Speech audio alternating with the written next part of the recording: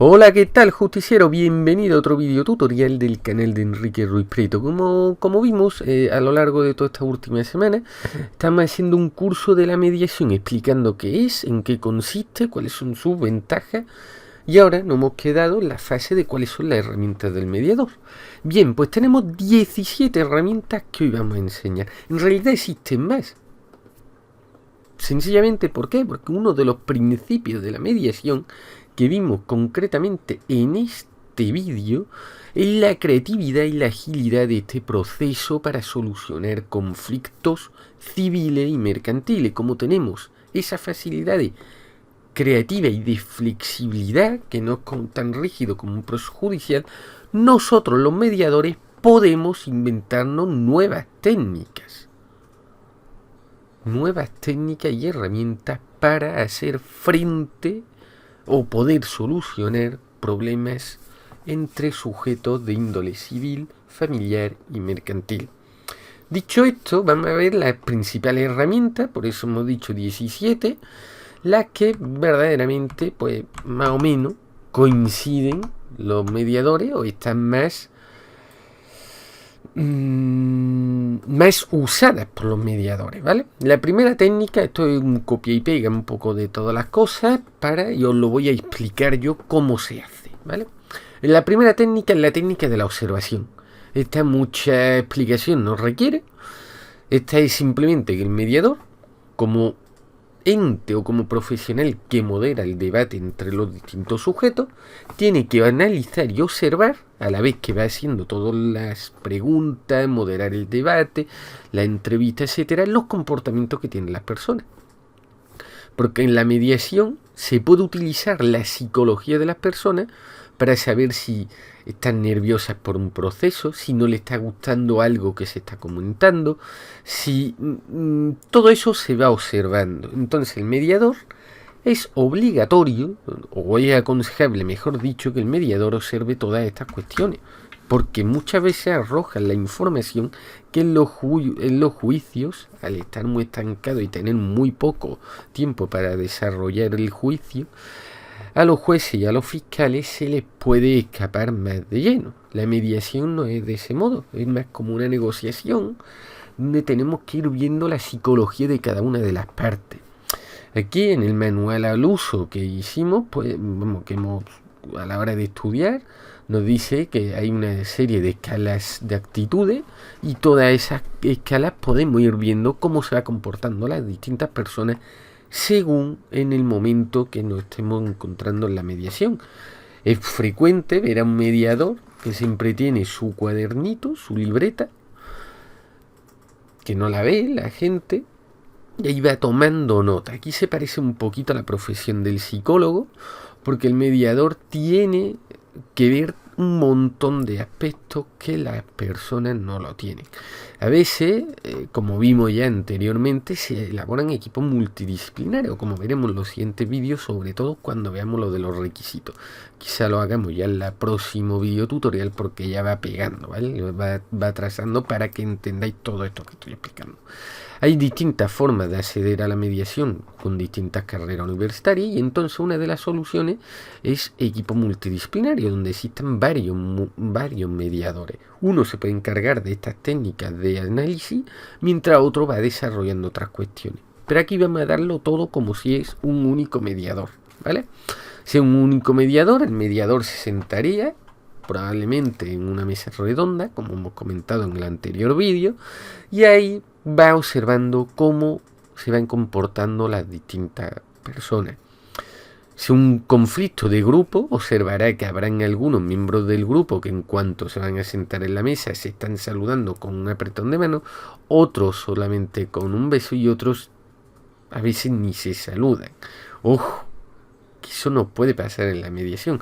Y todo eso lo vamos viendo, ¿vale? La segunda técnica de trabajo es la escucha activa. Esta es una técnica que en realidad en el mundo judicial siempre debemos desarrollarla.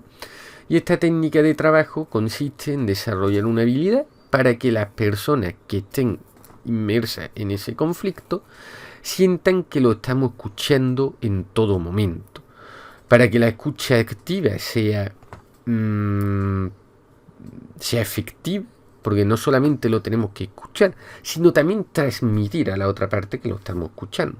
Para ello, ¿cómo podemos hacerlo? Pues hablando con voz tono suave, manifestando el interés, inclinando el cuerpo ligeramente hacia la parte, sonriendo, la sonrisa es muy importante, asintiendo en la cabeza mientras nos explican en la cabeza el problema, es decir, hacer así, haciendo preguntas que aclaren, haciendo un feedback. Esto es otra técnica, el feedback, pero bueno, ya la explicaremos más adelante. Pero el feedback es como, oye, pues me parece por lo que me estás comentando, ahora la veremos, ¿vale? Más adelante.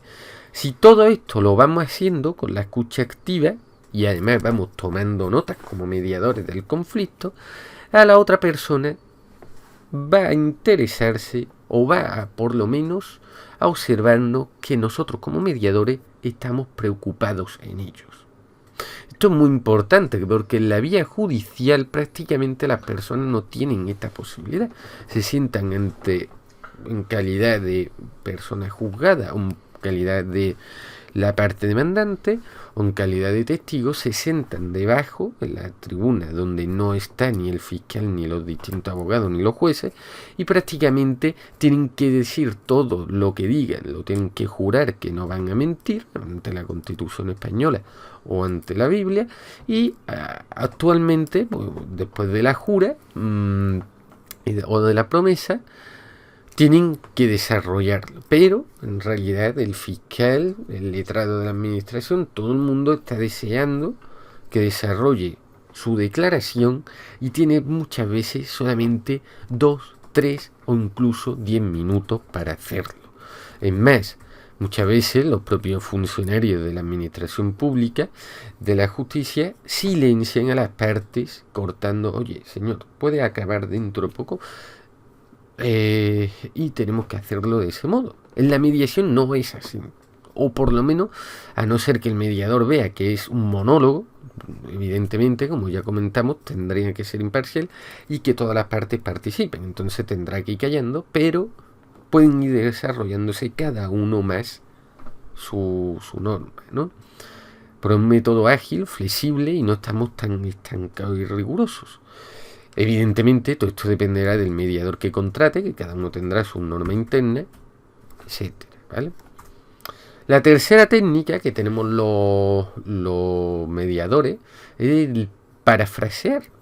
Parece una estupidez, pero el parafrasear y hacer resúmenes ayuda a que la gente no malinterprete lo que se está discutiendo. Por ejemplo, imaginemos, para que no lo veamos con un conflicto, aunque bueno, no, vamos a poner mejor un ejemplo con un conflicto. Imaginemos que estamos en un conflicto familiar, donde hay padre y madre, yo soy el mediador, y hay dos adolescentes. Uno de ellos está criticando a los padres porque verdaderamente a él se le castiga más que al hermano. Y ahí hay un problema serio entre toda la familia, porque no están siendo equitativos con o aparentemente no lo están siendo equitativos con la familia, con la educación de ambos hijos. En este caso es muy difícil llegar a este caso a una vía judicial, porque la mediación permite solucionar problemas que la vía judicial no puede. Igual que hay cosas que es mejor acudir directamente a la vía judicial, pero en la mediación no vas a lograr nada bueno con ello, sobre todo cuando tenemos violencia de por medio o no hay apertura de diálogo.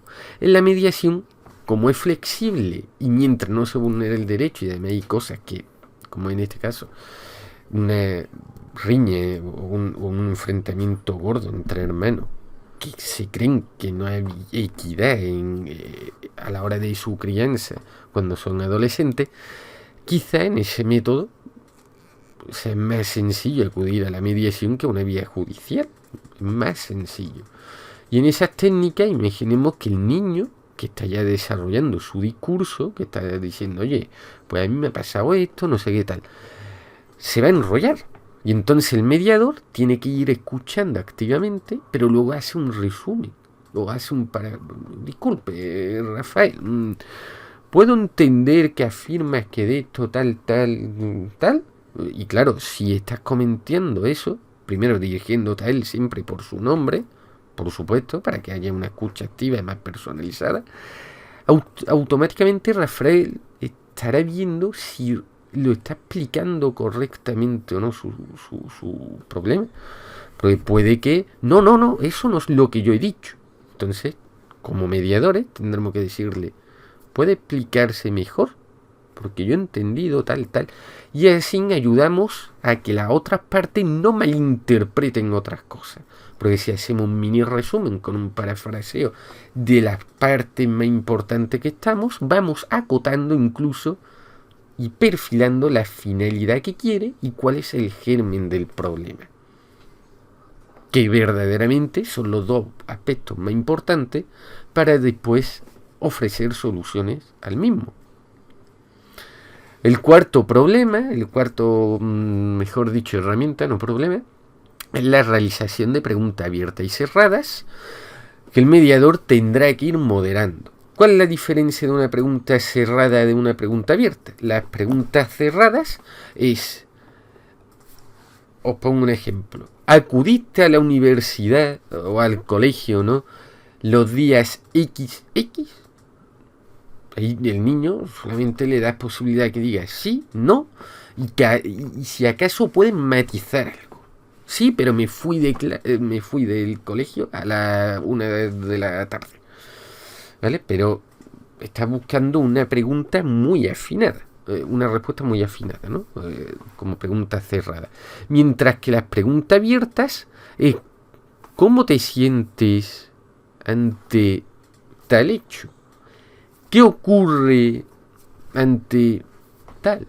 Preguntas que el niño puede divagar, bueno, el niño, la persona de la mediación a la que le toca hablar, puede divagar y puede incluso estar contando una historia durante 5, 6, 7, 8 minutos. Evidentemente, el mediador tiene que ir interrumpiendo las cosas para que queden claras y dándole prioridad a todas las partes, ¿vale? Pero si hay un germen de algo que desconocemos, a través de las preguntas abiertas y cerradas, el debate se puede moderar muy bien.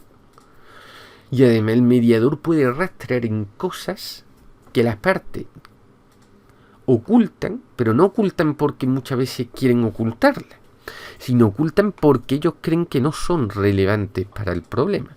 Pero los mediadores, ¿qué pasa? Que nosotros sabemos lo que pasa, sabemos lo que está cosiendo, sabemos que muchas veces hay temas que pasan por alto y gracias a esas preguntas podemos rastrear el verdadero germen del problema. Esto se va desarrollando con la experiencia, mientras más mediaciones y mientras más preguntas y abiertas. Lo puedes ensayar con tu grupo de amigos, ojo, cuando te están contando algo, puedes ensayar con preguntas abiertas y cerradas y verás cómo se va cerrando una serie de debates o se va divagando en los debates, ¿vale? Sin que si estás viendo este vídeo y quieres ensayarlo con tu contacto, puedes hacerlo, ¿vale? La quinta técnica es el caucus. ¿El caucus qué es? El caucus, como aquí comento, una entrevista personal que le hacemos a una persona del problema a título individual, la comunicamos a la otra parte si es necesario, pero siempre sabiendo de que no podemos favorecer a una parte u otra. El mediador realmente esta técnica la va a usar ¿para qué? Para conocer algo que a lo mejor la víctima no, aquí no estamos hablando de pena, la persona afectada puede que no cuente porque tiene miedo de contarlo en público.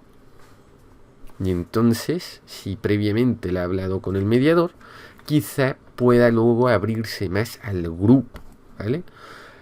De esta forma puede conocer un poquito más la índole del problema y lo puede ser. Lo ocurre que, como comenta aquí, un paso en falso hará que las partes sospechen que el mediador está a favor de un individuo y quiera perjudicar a otro. Con que perdamos la confianza, el pilar para mí fundamental de la mediación, aunque también de la abogacía en gran parte, si perdemos la confianza hemos perdido ya como mediadores. Y a lo mejor luego conseguimos un acuerdo satisfactorio, pero ya la mediación o la negociación o lo que estemos haciendo, pero aquí estamos hablando de negociación, ya la vamos a estar enturbiando, porque la gente no se va a prestar a colaborar, a buscar nuevas alternativas y a saber por qué ha ocurrido las cosas, ¿vale? El sexto herramienta, el embudo. El embudo es cuando la conversación siempre está en el mismo lugar. Al final ya hemos llegado en un caso que ya hemos llegado al germen del problema.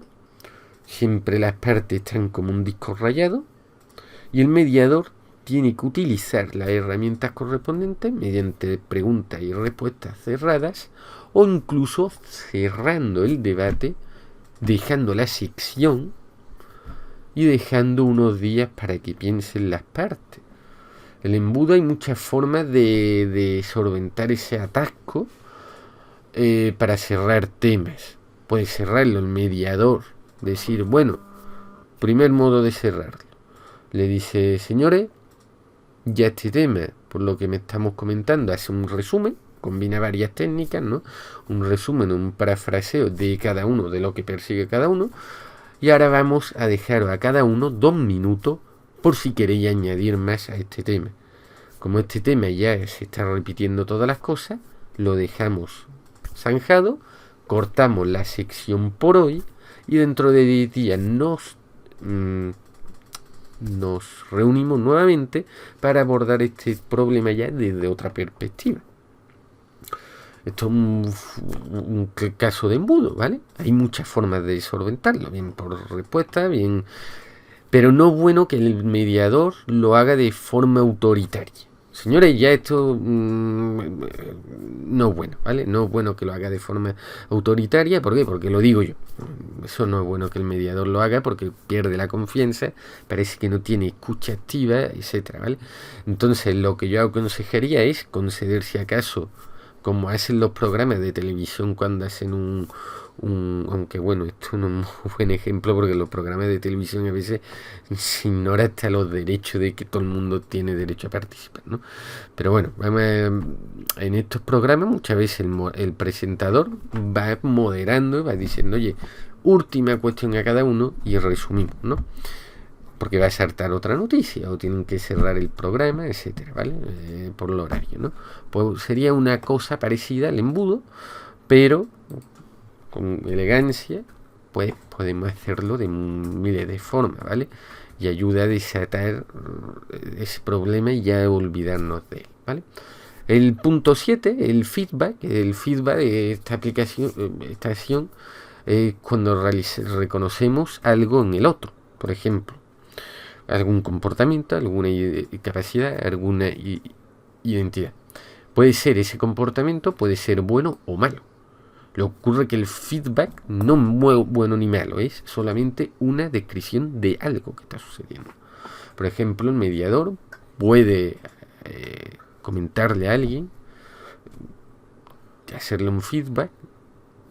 Normalmente es bueno que lo haga de modo privado. Oye, mira, el debate no se está desarrollando porque no escuchas, no dejas seguir o no provoques palabras malsonantes para la otra parte porque la mediación no funciona de este modo.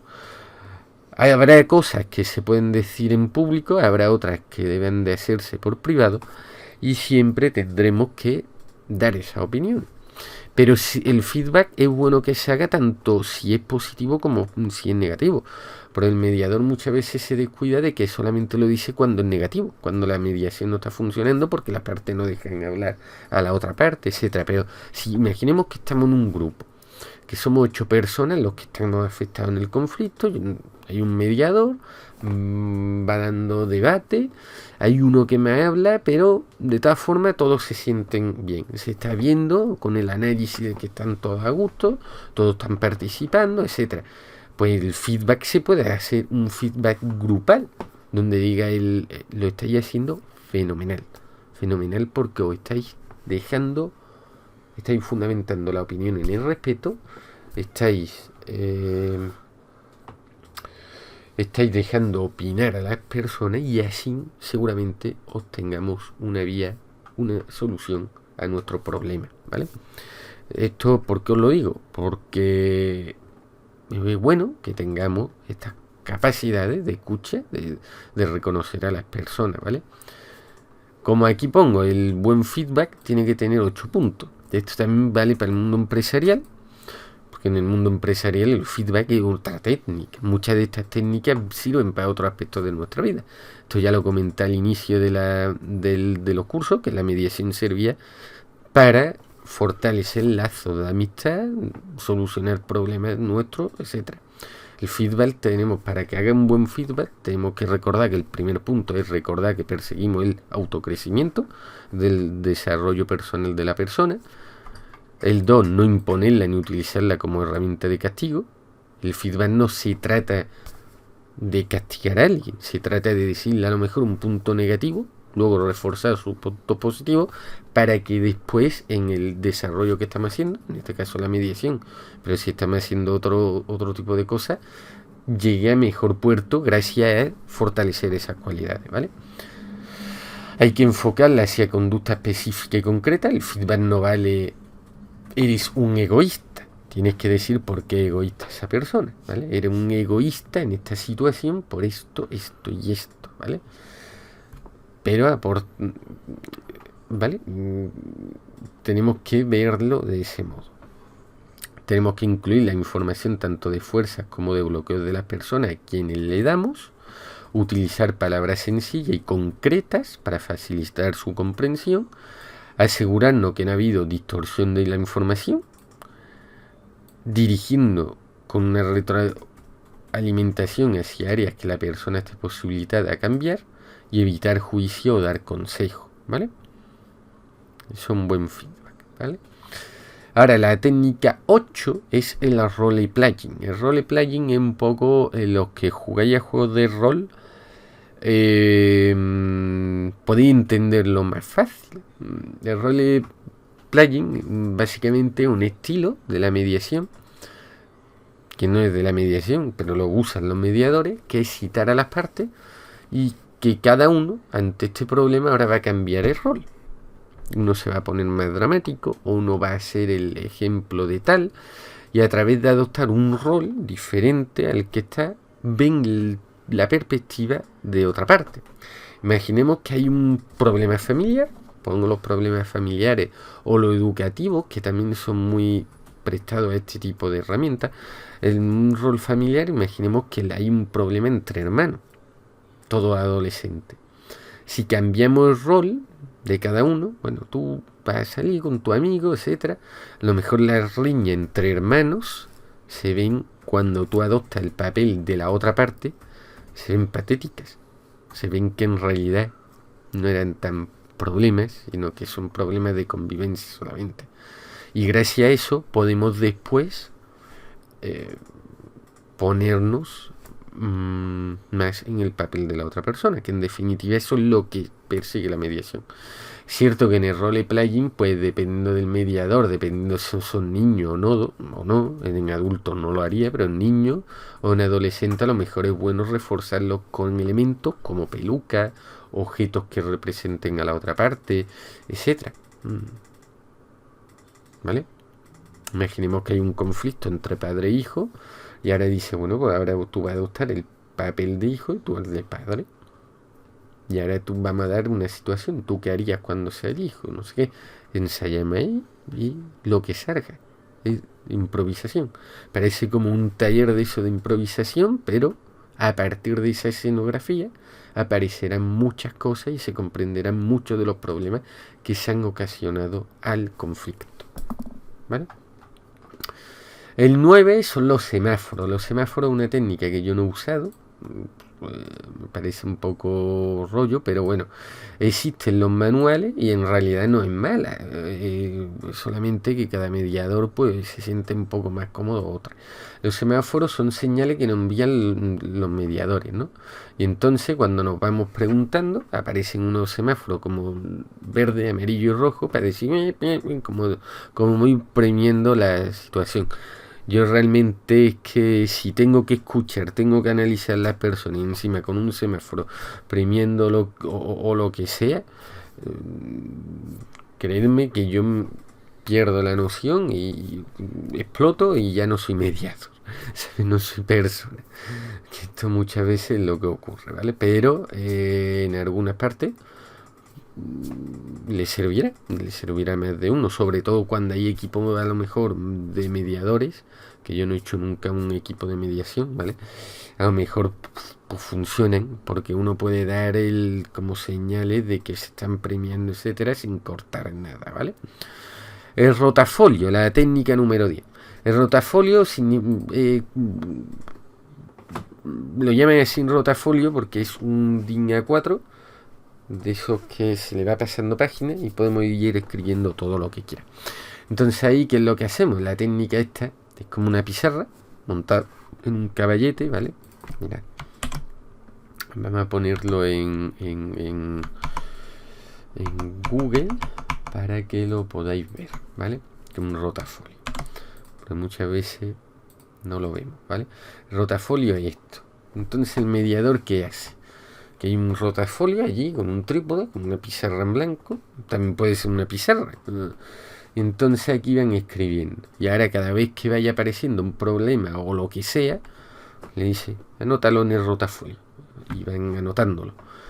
¿Esto para qué sirve? Para que sea visual, no solamente tengamos nosotros como mediadores nuestras notitas privadas, sino que ellos también puedan visualizar los problemas. En muchas ocasiones esto es útil, sobre todo en problemas comunales, donde podemos que cada uno vaya poniendo sus cosas, ¿vale? Aparte del rotafolio, tenemos una serie de herramientas que son el brainstorming, que son ya propiamente de la creatividad, pero que también la podemos usar en las soluciones, en la mediación, ¿vale? El brainstorming es nuestra técnica número 11, una lluvia de ideas, donde el problema, vamos a desligar que cada uno no cuenta ahora su historia, sino vamos a simular un problema similar y a ver qué opina la gente, ¿no? Venga, tal, vamos poniendo problemas, soluciones diversas y luego vemos cómo esas soluciones que se han ido generalizando de forma random pueden afectarnos como soluciones creativas que hemos desarrollado a nuestro propio problema. Es una forma de ver los problemas rara, pero se hace. Sobre todo esto en el brainstorming es para grupos, más que para personas, ¿vale? Para cuando hay terapias de grupos, pero en mediación, ¿no? Pero tenemos que tenerlo en cuenta que otra técnica que el mediador nos puede usar, incluso nosotros podemos usarla en nuestro día a día, ¿vale? No es frecuente porque aquí siempre tenemos que tener la autoridad de un mediador o de alguien moderador, ¿vale? Pero podemos tenerlo. El brainstorming yo lo he usado mucho, pero no para esto, sino para técnicas de marketing y de emprendimiento. Funciona exactamente igual la mediación. Es poner una serie de etiquetas, cada uno en un tiempo acotado de tiempo. Por ejemplo, en un minuto tenemos que decir todas las posibilidades que se nos ocurran de tal, y en un post lo van pegando. Aquí no se trata de hablar, se trata en la primera fase de pegar post, ¿vale? Ahora vamos a ver los problemas que hay para este problema. Y todo. Ahora las posibles soluciones y vamos pegando. Y ahora después, una vez que está ya dibujado el brainstorming con la serie de medidas, que todos tenemos una serie de post-it con unos lápices y tal, lo vamos pegando. Y créeme, en cuanto va uno pegando 3, los otros ya van imitando, ya no hablan, ya solamente van pegando, ¿sabes? Porque quieren ahí como una lucha interna de que todos quieren participar. Ahora una vez que nos relajamos, ya hemos acabado con la lluvia de ideas, ahora ya vamos a analizarla y vamos a hacer relación entre ellas, ¿vale? Otra de eso es el 4x4x4, esa es la técnica número 12, se parece al brainstorming, pero es distinta, ¿vale? Un poco distinto. En primer lugar, se trata que de forma individual, cada uno escribamos de forma anónima en un sitio el germen del problema. Ese germen del problema, en unas 10 líneas, por ejemplo, luego se lee comunalmente y se dice, ¿vale? De algo o buscar una solución, por ejemplo, a ese problema, ¿no? Imaginemos que tenemos problemas de disciplinario en casa, ¿no? Problemas disciplinario, no mejor, de reglas de convivencia, ¿no? En casa, y entonces buscamos soluciones. Sentamos ahí a todos los miembros de la familia y decimos, oye, mira, vamos a sentarnos en buscar soluciones. ¿Qué soluciones vamos a hacer? Aquí las ponen.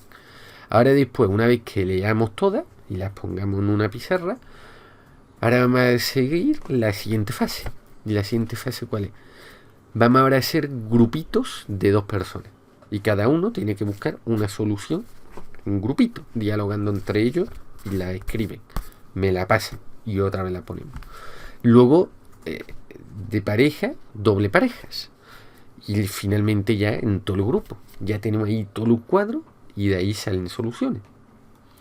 Evidentemente para esto, para la técnica del 4x4, yo lo veo más cómodo para buscar soluciones que buscar los problemas en cada uno, porque los problemas, el germen de los problemas, yo apuesto mejor que es el sistema, las primeras técnicas que he desarrollado, el caucus sobre todo, las preguntas abiertas y cerradas sobre todo, y la escucha activa sobre todo. Y con esas vamos desarrollando cuál es el germen del problema, pero luego para buscar las soluciones podemos tenerla aquí. Luego, ¿qué otras técnicas adaptar? El mapa conceptual. El mapa conceptual, pues, una vez que sabemos toda la solución, el problema, etcétera, pues podemos hacer un mapa conceptual que en un mismo lienzo tengamos tanto los problemas, el factor de los problemas, las soluciones, etcétera. El mapa conceptual aparece mucho en técnicas de empresariales, evidentemente, porque es que esto realmente se utiliza. Yo lo utilizo para estudiar. Realmente mi esquema de derecho son mapas conceptuales en algunos de casos. Mapas conceptuales como esto, ¿vale? Ponemos aquí problemas, lo que ocurre que esto no es de mediación, ¿no? Pero en realidad es lo mismo. Es vertebrar la idea principal del problema y la isla y desgranando cada una de las ramas secundarias. Esta técnica yo no la uso tanto con los clientes en la mediación, sino que hago mapas conceptuales para mí mismo. Una vez que he cerrado la sección, contemplo y siempre reordeno, porque si todo lo que yo voy llevando en las distintas sesiones de la mediación, al final hago un mapa conceptual, cuando llega a la siguiente sección, yo ya lo tengo todo hecho, todos los deberes. Sé cuál era el problema principal, a no ser que luego surja otro, pero en principio ya lo teníamos acotado, cuáles son los otros puntos con eso y cuáles son las relaciones de cada uno de ellos. A mí soy mucho de mapas conceptuales, pero lo hago más como técnica personal para buscar los posibles problemas, etcétera, ¿vale? Luego está el análisis morfológico como técnica número 14. El análisis morfológico es una de las técnicas más valiosas que existen a la hora de generar ideas a corto plazo. Le ocurre que yo esta técnica no la suelo usar, pero sí hay muchas personas que la suelen usar, ¿vale? El mapa el análisis morfológico consiste en ir viendo cada cosa con unos cuadritos y irlo desgranando. Si vamos al PDF, creo que aquí hay unos ejemplos, ¿vale? De los mapas morfológicos. Bueno, no hay uno de esos, pero sí lo podemos acotar. Mira, ahí está la fase 1, que se especifica el problema, donde debemos seleccionar los parámetros que lo caracterizan. Luego una fase 2, que hacemos una lista de las variables dentro de cada uno de los parámetros. Luego una fase 3, que es probar las distintas combinaciones, ¿vale? De las que tienen. Y ya nos sale ahí un análisis morfológico de todo el problema, ¿no? Ya para finalizar, el fraccionar es muy simple. La técnica número 15 consiste en fraccionar los problemas. Como mediadores veremos que aunque haya un problema principal, en realidad van a estallar muchos problemas, muchos choques que han tenido las partes. Tenemos que ir individualizándolo y acotando cada uno de ellos y ir buscando cuál es el principal y cuáles son los secundarios, pero cada secundario también acotándolo bien y si le afecta a todas las partes o no del grupo, ¿vale? Porque a veces son solamente problemas entre 2 personas, pero a veces son grupales y tenemos que irlo acotando. Para eso muy muy muy importante tener el sistema de preguntas, entrevistas, escucha activa. Otra vez toda esa técnica que hemos comentado anteriormente, aquí la tenemos que hacer. Luego la técnica de los 6 sombreros para pensar está un poquito divertida, aunque a mí no me gusta mucho, pero bueno, en el blog de Ruiz Pretasore yo ya le puse las técnicas creativas, y muchas de estas técnicas de creatividad son las mismas que se pueden usar para la mediación. Aquí está explicado la regla de los sombreros, de los 6 sombreros. También la del brainstorming, la de Da Vinci no, porque es más para el mundo empresarial. Y estas también, ¿no? Pero mira, los mapas mentales también están. Y el 5 por qué también puede ser. Esta técnica no la tenía desarrollada, pero bueno, podemos luego tenerla como última, ¿vale? Como una última regla. Como esto se está grabando, veis en pantalla lo que yo estoy viendo, tal. La técnica de creatividad es que significa que cada de los sombreros es que cada uno tiene unos sombreros, ¿vale? Podemos que cada sombrero simboliza una cosa distinta. Entonces, las técnicas del sombrero, tenemos que ver que el azul define el problema. El blanco, su objetivo es suministrar información y tiene que saber qué sabemos de la situación. El verde es generar ideas. El amarillo, aspectos positivos. El negro, aspectos negativos. Entonces nos vamos poniendo los distintos sombreros, rotándonos entre los sujetos, para ir dando lo que ellos proponen de definir el problema, y adoptando ese tipo de roles. Un poco como el role-playing, pero sistema rotatorio. Nos ponemos unos sombreros. Incluso los coach que también aplican esta técnica, a veces hasta tienen este sombrero de cada uno de otro color. Si no queremos comprar unos sombreros para que nos lo pongamos literalmente, podemos poner unos pines o unos papelitos y nos lo ponemos aquí. Y ahora estamos hablando con el sombrero blanco, ahora con el rojo, etcétera, ¿vale? Y podemos ir sabiendo todo esto para definir el problema. Ahora estaríamos en la técnica 17, pero la 17 vamos a dejarla la 18. Y la 17 vamos a decir la regla de los 5 por qué. La de los 5 por qué es que tenemos, una vez que sabemos cuál es el problema, o definirlo, etcétera, si nos atascamos en alguna cuestión, tenemos que decir por qué, por qué, por qué, por qué, hasta agotar todo el porqué de ese porqué. Es un poquito agotador, no es una técnica que a mí me guste mucho demasiado, porque parece que le estás cuestionando a la otra persona. Yo no la usaría mucho en el campo de mediación. Sí, cuando estamos desarrollando otro tipo de cosas como el emprendimiento, porque podemos hacerlo bien, ¿vale? Adecuadamente.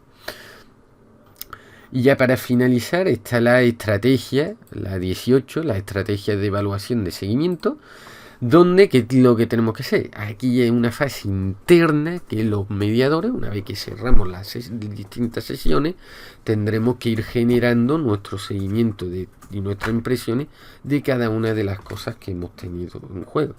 Entonces ahí lo vamos desarrollando, lo vamos acotando, y gracias a eso lo recordaremos para futuras. Y además luego, por ejemplo, yo haría un mapa conceptual de cada una de las sesiones. Vamos, lo iría rellenando. Incluso el mapa conceptual lo podemos hacer con técnicas como el Canvas, aplicaciones tipo Canvas para estudiar, etcétera, donde lo vayamos moviendo, ¿sabéis? Lo tenemos en una tablet y lo tenemos ahí explicado el proceso, ¿no? Así que todas estas técnicas son las que se me han ocurrido ofreceros. Existen más. Los mediadores pueden ofrecer las suyas propias. Las universidades, hay centros que, sobre todo en Estados Unidos, que están investigando constantemente nuevas técnicas para la aplicación de los supuestos. ¿Para qué? Pues para ver qué métodos son los más eficientes para solucionar conflictos. Luego eso lo investigan, y recordad que todas las investigaciones, que esto ya lo hemos dicho actual en otros videotutoriales, ¿vale? De cómo investigar derecho, etcétera. Las podéis encontrar en portales como Academia Edu. Aquí hay cosas de los mediadores. En Google Scholar podemos buscar muchas cosas. Aquí ponemos, por ejemplo, mediación, técnicas o herramientas, y nos van a surgir un montón, ¿vale? Podemos ir leyendo, podemos acceder a catálogos universitarios o cosas bibliográficas, y podemos aquí buscar también. Lo que ocurre es que aquí nos buscarán libros y artículos que tengan la propia docencia, ¿no? También podemos los préstamos bibliotecarios, etcétera. Hay un mogollón de información que hoy en día como mediadores podemos investigar sobre ello. Es una rama que está abierta y siempre lo va a estar por el espíritu de la mediación, y esto en el mundo judicial no existe, o existe menos, ¿vale? Los jueces y los magistrados y los fiscales es cierto que tienen muchas técnicas de estas, las pueden usar ellos mismos, pero no al nivel de la mediación.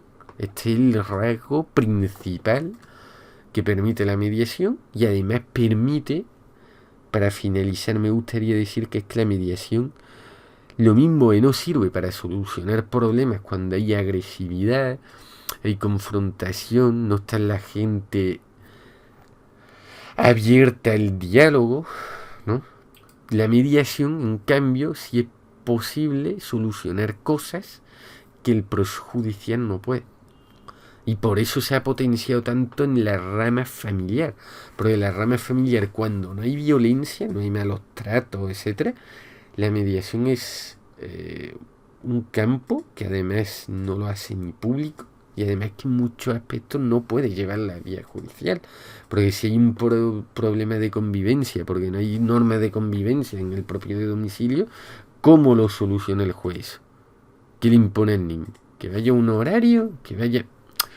Es más difícil. Que sí, que se puede todo materializar en un convenio regulador, pero el convenio regulador es para padres separados, cuando están los padres juntos, etcétera. ¿Cómo lo hacen? Con la mediación todo eso es posible, ¿vale? Entonces, con estos vídeos, ¿qué es lo que quiero enseñar? Que la mediación es otro método alternativo para solucionar conflictos, donde para algunos, como veremos cuando determinemos las distintas especialidades, es mejor la mediación que el sistema judicial, en otros no, en otros evidentemente no cabe la vía judicial y tenemos que ir, y no es malo. Y gracias a ello podemos optar con estos vídeos a uno o a otro. A lo mejor vosotros no estáis dispuestos a poneros los 6 sombreros y el mediador lo propone. Ojo, si el mediador propone una cosa, puede que vosotros no queráis, o las partes no queráis. Si las partes no queráis, recordad que sois voluntarios, podéis iros de este proceso. El mediador siempre tiene que plantear técnicas y herramientas, evidentemente las primeras que hemos visto, pues el análisis o la escucha activa y la empatía, que tienen que estar ahí siempre. Pero habrá en otras, como ya las técnicas creativas, que a lo mejor las partes no se quieren someter a ellas. Nosotros como mediadores tenemos que respetarlo. Recordad que en los principios el respeto, la flexibilidad y la creatividad del proceso tienen que estar siempre presentes, y la confianza es exactamente igual. Si ellos no quieren, como mediador, y para ganarte su confianza tienes que decir que no. Bueno, este vídeo ha sido largo, son 44 minutos, espero que os haya servido y nos vemos en el siguiente vídeo tutorial, donde ya abordaremos la mediación de otro punto de vista. Hasta luego, chavalotes.